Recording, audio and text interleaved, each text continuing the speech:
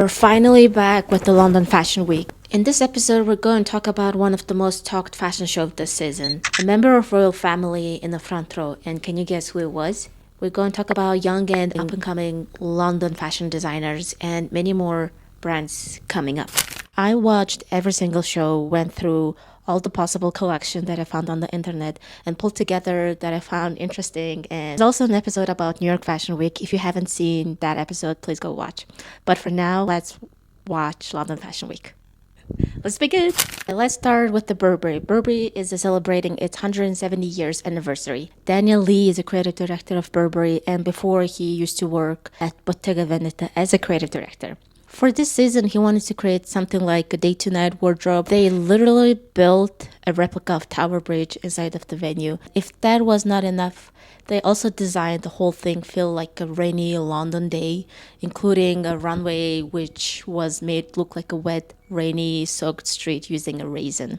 So Burberry is known for its trench coat, and pretty much the goal of this collection is to create as many coats and jackets as possible. Honestly, a tough spot for Daniel Lee because he must to create all this. And with this collection, he did an amazing job. There were so many different types of coats and jackets. There were classic trenches, leather trenches, fur coats, wool coats with classic pattern, all the possible coats and jackets you can think of. In my opinion, the main character of the show is this coat that comes in ivory, this blue and a teal colors that has a ruffles around the neck. One of my favorite looks was this look number 14. A great combination of this Burberry jacket and velvet pants. From the celebrities, there were Olivia Dean, there was Sumin from Stray Kids, there was also Yuna from Girls' Generation. She's also an actress. You've probably seen her series called Bon Appetit Chef. Oh, there's also a Thai actor, Bright. The very important thing I need to note about Burberry is their marketing team, especially what they do on their Instagram. If you ever feel like inspiration, just look at their Burberry's Instagram account. They always have the best things. A London-based designer, Richard Quinn, established his label in 2016. Immediately after his graduation. He's known for his bold, colorful floral prints and theatrical structural silhouettes. The brand gained significant recognition when Queen Elizabeth II attended his 2018 show to present him with the inauguration Queen Elizabeth II Award for British design. Richard Quinn is one of those designers who makes you believe that you're in fairy tales. He's known for its breathtaking gowns, the kind that you wear in the weddings, red carpet, a gala, or any moments that deserve something truly special. And every time I see his collection, there's something unmistakably feeling of English aristocracy. The set was absolutely stunning. And then you will hear live orchestra playing the Waltz of Flower from Tchaikovsky's Nutcracker, Chef's Kiss. The gowns themselves were incredible. There were gemstones, beads, pearls, delicate mesh, florals, bows, and of course roses as a centerpiece. The second half of the show shifted into bridal. The wedding gowns were breathtaking. The whole collection gave me the major Barbie vibes. Not the modern Barbie. I'm talking about this 1950s Barbie chill expression that is very similar to the models right now. Simone Rocha's London Fashion Week show, always one of the most talked about on the calendar.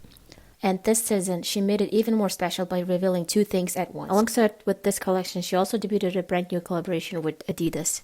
The main collection was deeply rooted in Irish culture and history. She drew inspiration from Tir na Nog, a mythological Irish paradise of youth, and as well as 1999 photography book called Pony Kids by Perry Ogden.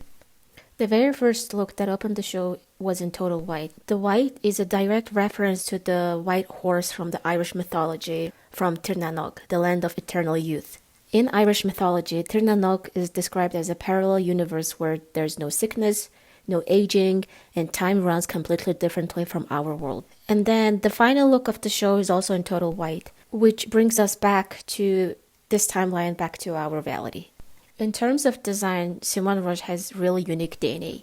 On the surface, everything feels very girly and romantic, very princessy, but underneath all this softness, there's also this edge. I don't know why, but this collection somehow reminded me of a movie called Wild Child with Emma Roberts. It kind of felt like you were in boarding school in England. You could almost map each character into the look. For example, this could be their uniform. This is what they're gonna wear in PE classes, and this is what teachers gonna wear. And at the end of, they have this big graduation where they're wearing these ribbons. I hope Simone Rocha approves this interpretation.